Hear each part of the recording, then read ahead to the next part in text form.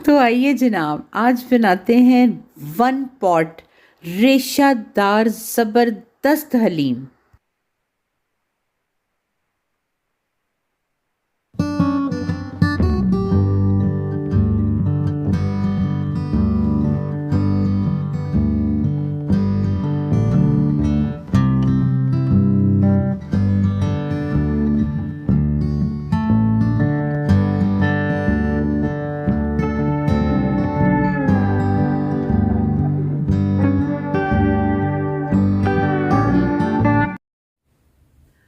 अस्सलामुअलैकुम एवरीवन। मुझे यकीन है कि आप सब लोग खैरियत से हैं इंशाल्लाह। अल्हम्दुलिल्लाह रब्बिल आलमीन, मैं और मेरी फैमिली भी बिल्कुल खैरियत से हैं। आप सबका बहुत बहुत बहुत शुक्रिया। आप सब ने मोहम्मद साइम के लिए, मेरी फैमिली के लिए, मेरे बिजनेस के लिए बहुत सारी दुआएं की। इतनी दुआएं आप लोगों ने मुझे भेजी हैं कि बस मुझे लगता है कि मेरा सब कुछ आप लोगों की इन्हीं दुआओं की वजह से चल रहा है। अल्हम्दुलिल्लाह रब्बिल आलमीन। लाइकवाइज मेरी मेरी फैमिली की तरफ से और मोहम्मद साइम की तरफ से आप सबके लिए बहुत सारी दुआएं हैं। आप सब हमेशा खुश रहें, आबाद रहें, सेहतमंद रहें, खुशहाल रहें। आमीन अल्लाहुम्मा आमीन।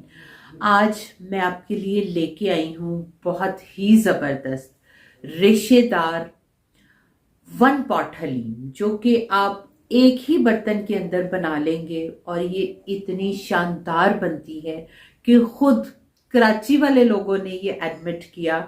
शीरीन आपा और उनकी टीम ने ये एडमिट किया कि उनको मेरी हलीम बहुत ज़बरदस्त लगी है। तो मैंने सोचा चले ये रेसिपी भी आपके साथ शेयर करनी चाहिए। ऑल्दो ये भी मेरी एक सेल्फ क्रिएटेड रेसिपी है। मैंने मतलब रेसिपी से मुराद ये है, चीज़ें तो वही होती हैं जो सब यूज़ करते हैं, लेकिन कौन सी चीज़ कितनी इस्तेमाल करनी है ये मेरी सेल्फ क्रिएटेड रेसिपी है। तो आइए जनाब, चलते हैं फिर किचन में और आज आप मेरी सेल्फ क्रिएटेड रेसिपी रेशेदार हलीम इन वन पॉट सीखें। तो आइए चलते हैं किचन में। हलीम के लिए मैंने यहाँ 1.5 kg मुकद्दम का गोश्त लिया है। ये बीफ है। बहुत सारे लोग मुझसे हरीसे की वीडियो के बाद पूछते हैं कि ये मुकद्दम का गोश्त कौन सा होता है। ये मुकद्दम जो है ये रान का ही गोश्त होता है, लेकिन रान का ये वो हिस्सा है जो बिल्कुल गोल होता है और बड़ा ही टेंडर होता है। ऑल्दो ये टेंडर लॉइन नहीं होता, लेकिन ये भी रान का ही एक हिस्सा होता है। तो मैंने 1.5 किलो मुकद्दम का गोश्त ले लिया है जी। तो अब करते हैं बाकी इंग्रेडिएंट्स की तैयारी। इसके लिए मैंने सबसे पहले हलीम गंदम ले ली है। ये मार्केट में बड़ी आसानी से दस्तयाब है। 1.5 कप मैं इसका ले लेती हूँ। 1 फुल कप और 1 हाफ कप। 1.5 कप मैं हलीम गंदम का ले रही हूँ। इसके बाद मैं लूँगी गंदम का दलिया। ये भी मैं 1.5 कप ही लूँगी। मैं दोनों चीज़ें ही इस्तेमाल करती हूँ, गंदम भी और गंदम का दलिया भी। ये भी 1 फुल कप और दूसरा हाफ कप। ये 2 चीज़ें हो गई। इसके बाद इसका मेन इंग्रेडिएंट है हलीम के जौ। ये भी बहुत आसानी से मार्केट में अवेलेबल हैं। ये भी मैं ले रही हूँ 1/4 कप। ठीक है जी। इसके बाद आती है दालों की बारी। सबसे पहले मैंने ली है चना दाल और ये मैंने ली है हाफ कप। इसके बाद बाकी तमाम दालें मैं 1/4 कप लूँगी, या आप अपनी एक मुट्ठी भी ले सकते हैं। मसूर की दाल है, सबसे पहले मूंग की दाल है धुली हुई, ये मैंने ले ली है 1/4 कप। फिर है मसूर की दाल, ये भी मैं ले रही हूँ 1/4 कप। ठीक है जी। 1/4 कप ले लें, या अगर आपके पास मेजरमेंट कप नहीं है तो एक मुट्ठी ले लें आप। और ये है जी माश की धुली हुई दाल, ये भी मैंने 1/4 कप ली है। और 1/4 कप ही मैंने राइस के लिए हैं। ये सारी चीज़ें आपने एक ही पॉट में डाल लेनी है। इनको अच्छी तरह से मिक्स करके वॉश करके मैंने इनको रात को भिगो दिया था, और ये पूरी रात जो है इसी तरह भीगते रहे, और अगले दिन ये बहुत नरम हो गए होते हैं, फूल गए होते हैं भिगोने की वजह से। जी, तो यहाँ आ गया है अगला दिन, तो आइए अब करते हैं तैयारी शुरू। मैंने जैसे कि आपको बताया है कि मैं बीफ से बना रही हूँ और ये मुक़द्दम का गोश्त है और ये रान का एक बहुत ही टेंडर सा हिस्सा होता है जिसको हम मुक़द्दम बोलते हैं। और मैंने 1.5 किलो मुक़द्दम का गोश्त लिया है और मैंने इसके बड़े-बड़े से पीसेस कर लिए हैं क्योंकि मुझे रेशादार हलीम बनानी है। ठीक है जी। और बस जी अब हम इसकी तैयारी शुरू करते हैं। हमने इसका एक कोरमा टाइप बनाना है इस गोश्त का, तो मैंने थोड़ा सा ऑयल ले लिया है। इस ऑयल में मैं एक प्याज, आजकल मार्केट में बड़े बड़े से प्याज आए हुए हैं, मैंने एक प्याज लेके उसको हांडी कट काट लिया है और इसको बस अब मैं इसमें लाइट ब्राउन करूँगी। बहुत ज़्यादा डार्क ब्राउन नहीं करना, बस मुझे लाइट ब्राउन ही करना है इसको। जैसे ही ये मेरा प्याज लाइट ब्राउन हो जाएगा तो मैं इसमें ऐड कर दूंगी अपना लहसुन अदरक का पेस्ट। आप देखें, बस आपने ज़रा इसको हिलाते जुलाते रहना है। ये देखें, बस ये इतना ब्राउन हो गया जितना कि मुझे रिक्वायर्ड था। बस अब मैं इसमें लहसुन अदरक का पेस्ट शामिल कर रही हूँ और लहसुन अदरक का पेस्ट डालकर भी मैं बस इसको सौते करूँगी इतना कि मुझे इसकी अच्छी सी सौंधी सी खुशबू आने लग जाए। और फिर लहसुन अदरक के साथ ही और प्याज के साथ मुझे गोश्त, जो कि मैंने बड़े बड़े पीसीज में काट लिया हुआ है ना, उसको मुझे बहुत अच्छे से भूनना है इसी स्टेज पर। क्योंकि अगर मैं उसे अब नहीं भूनूंगी ना तो बाद में जब हम उसको फुल डन कर लेते हैं तो इतना ज़्यादा गल जाता है कि उस वक्त उसको भूनना बहुत ही मुश्किल हो जाता है। तो मैं यहाँ पर ही कच्चे गोश्त को बहुत अच्छे से भून लूँगी ताकि इसके अंदर जितना कोई ब्लड है या इसका गोश्त का अपना पानी है, जो भी इसकी कोई हीक वगैरह होती है, वो ख़त्म हो जाए। जबकि जो मीट मैं इस्तेमाल करती हूँ, आप यकीन करें, इसमें कोई हीक नहीं होती। ये पका हुआ आपको पता भी नहीं चलता कि ये बीफ पका हुआ है। मेरे घर बहुत बहुत बहुत अच्छा मीट आता है माशाल्लाह से, अल्हम्दुलिल्लाह रब्बिल आलमीन। और यहाँ आप देखें जनाब, मीट जो है वो बहुत अच्छे से भुन गया है, उसका कलर भी चेंज हो गया है, उसका सब पानी वानी भी बहुत अच्छे से ड्राई हो गया है। अब आ गई है बारी इसमें सीजनिंग्स ऐड करने की। तो मैं ये घर वाली सीजनिंग्स, नमक, मिर्च, सफ़ेद पिसा हुआ ज़ीरा, पिसा हुआ धनिया, हल्दी, मैं अपने टेस्ट के हिसाब से सारी सीजनिंग्स कर रही हूँ। आप सीजनिंग अपने हिसाब से कीजिएगा, इसलिए मैं हमेशा कहती हूँ कि सीज़न स्मार्टली, जैसा आप लोग खाना चाहते हैं ना आप वैसा करें। ये ना देखें मैंने कैसी सीजनिंग की है। यहाँ आप देखें मसाला बहुत अच्छे से भुन गया है और अब बस मैं इसमें इतना पानी ऐड कर दूंगी कि मुझे इसे 1 घंटे की हीट लगवानी है। आधा घंटा मैं इसको फुल फ्लेम पे हीट लगवाऊंगी और फिर आधा घंटा मैं इसको मीडियम टू स्लो करके हीट लगवाऊंगी। 1 घंटे की मुझे इसे हीट लगवानी है, इसलिए मैं इसमें इतना पानी डालूंगी कि पानी बेशक बाकी रहे लेकिन ड्राई ना हो, क्योंकि मुझे ना फिर उसी पानी में अपनी दालें भी गलानी हैं। तो बस जी, यहाँ मैंने ढेर सारा खुला पानी डाल दिया है और कुकर को कर दिया है बंद। और फिर 1 घंटे के बाद जब मैंने कुकर खोला तो आप देखें पानी कितना सा रह गया हुआ है और मैं आपको मीट चेक करवाती हूँ। आप ये देखें माशाल्लाह सुभान अल्लाह, कितना ज़बरदस्त गला हुआ है। और आप ज़रा इस मीट का कलर चेक करें, कमाल का मीट है ये माशाल्लाह। और अब मैंने बाहर निकाल लिया है और अब मैं ये जो दालें रात भर भिगोई हुई थी, जो कि खुद ही इतनी सॉफ्ट हो गई हुई हैं, और बस अब मैं इनको इसी पानी के अंदर जो कि बाकी बचा है डाल दूंगी और साथ में इसमें और इतना पानी ऐड करूंगी कि मैंने इसको तकरीबन 12 मिनट की हीट लगवाई है, लेकिन मीडियम आंच पे। ठीक है, मैं अब इसमें इतना पानी मैंने ऐड कर दिया कि दालें नीचे ना लगें। इसमें और कुछ भी ऐड करने की ज़रूरत नहीं है क्योंकि हमारे कोरमे का मसाला इसमें ऑलरेडी था। तो बस अब मैं इसको एक उबाल दिलवा के बंद कर दूंगी और तकरीबन 12 मिनट मैंने इसको स्लो आंच पे हीट लगवाई थी। और ये है वो मीट जो कि मैंने बाहर निकाल लिया था और इसको मैंने फोक के साथ श्रेड कर लिया है बहुत अच्छे तरीके से। और बस अब यही श्रेडेड मीट ही मैंने अपनी हलीम में इस्तेमाल करना है। तो यहाँ आप देखें जनाब, मैंने जब 12 मिनट स्लो आंच पे हीट लगवाने के बाद खोला है तो माशाल्लाह से आप देखें बिल्कुल भी नीचे कुछ भी नहीं लगा हुआ और हर चीज़ ऐसे ज़बरदस्त किस्म की गल चुकी है। ये मेरे कुकर का तला भी काफ़ी भारी है, ये मेरा बहुत फ़ाइन वाला कुकर है माशाल्लाह से।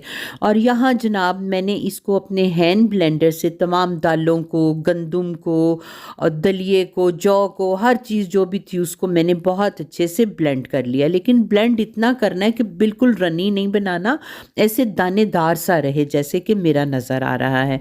अदरवाइज़ आपकी अपनी चॉइस पे है, आप जैसा भी रखना चाहें।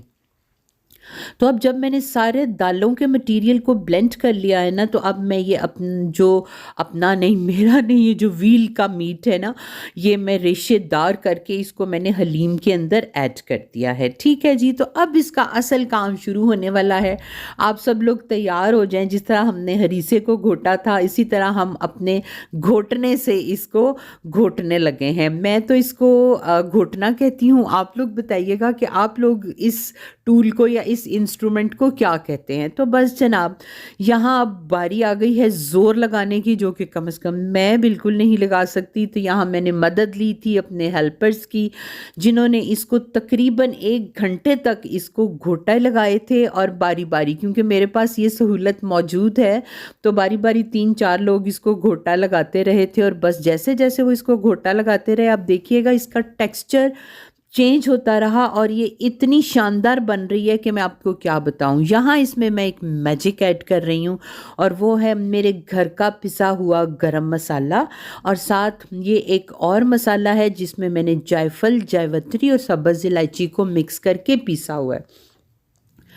और साथ मैंने नमक चखा था, नमक काफ़ी कम था, इसलिए मैंने नमक भी ऐड कर दिया है। और जनाब यही मेरे घर के मसाले जो है ना, यही इसका मैजिक है। और ये डलते ही जनाब हमारी हलीम का फ्लेवर जो है ना, अल्हम्दुलिल्लाह रब्बिल आलमीन, आसमान को छूने लगता है, इतना मज़ेदार हो जाता है।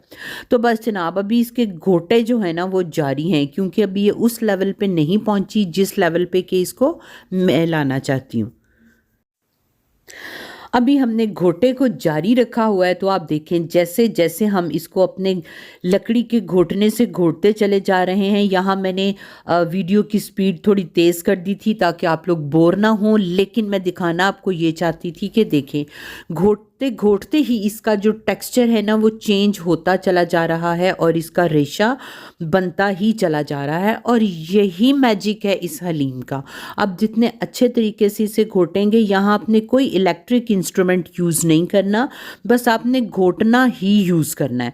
तो आप ये देखें माशाल्लाह से क्या ज़बरदस्त इसका रेशा बन रहा है, बहुत ही कमाल का। बस मैं आपको बता नहीं सकती कि ये ना सिर्फ देखने में, खाने में भी इंतहाई दर्जे की मज़ेदार थी कि बस मैं आपको क्या बताऊं कि वाह वाह वाह वाह ही हो गई जनाब इस हलीम की। यहाँ आप देखें कमाल की बन गई है ये। और इसकी आप मेजरमेंट ये है कि ये जितना गोश्त है ना, उतनी ही इसके बराबर की ही उतनी सारे दालें, गंदुम वगैरह होनी चाहिए। ठीक है जी, तो ये आप देखें ज़बरदस्त किस्म की हमारी हलीम जो है ना वो रेडी हो गई है। और एक मरतबा फिर मेरे हेल्पर्स ने इसको चख चख के ही यहाँ पर आधा कर दिया था। तो यहाँ जनाब ये वो हलीम है कि जो मैं अकेली कुछ भी नहीं खाती, मेरी आदत है कि मैं मिल बांट के खाती हूँ। तो ये मैंने अपने कुछ प्यारों के लिए, अपने हेल्पर्स के लिए, उनके घरों के लिए मैंने सबके हिस्से अलग अलग कर दिए हैं और कुछ मैंने अपने लिए रख लिए। और नहीं जनाब अभी काम मुकम्मल नहीं हुआ, आइए अब इसको तड़का लगाते हैं।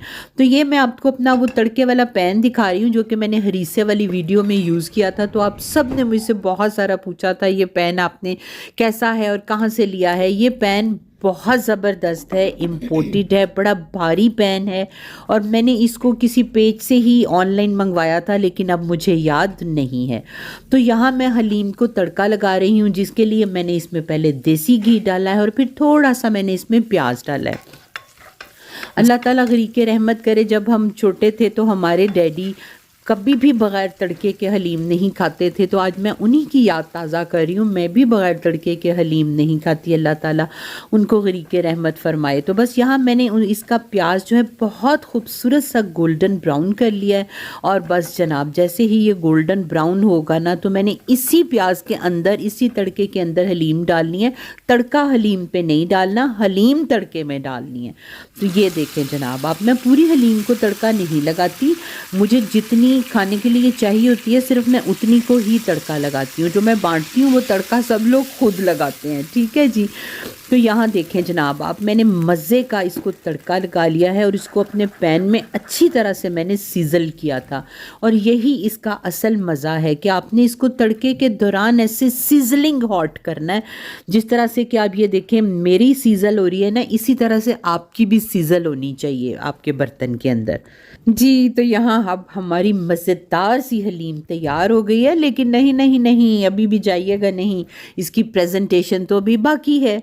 तो जनाब यहाँ पर मैंने इसकी ज़बरदस्त सी प्रेजेंटेशन कर ली है, अपनी एक अच्छी सी प्यारी सी सर्विंग डिश में डाल के मैंने इसके ऊपर फिर से ब्राउन प्याज डाला है, चाट मसाला डाला है, साथ मैंने लेमन स्लाइसेस रखे हैं, और जब हम इसको खाएंगे तो हम इसमें सब्ज़ मिर्चें भी डाल लेंगे। तो बस इस तरह से हमने इंजॉय की 1 पॉट रेशादार हलीम, जो कि इतनी मज़ेदार बनी, इतनी मज़ेदार बनी है कि मैं आपको बता नहीं सकती। ये आप खुद बनाएंगे, खाएंगे और बहुत इंजॉय करेंगे इंशाल्लाह।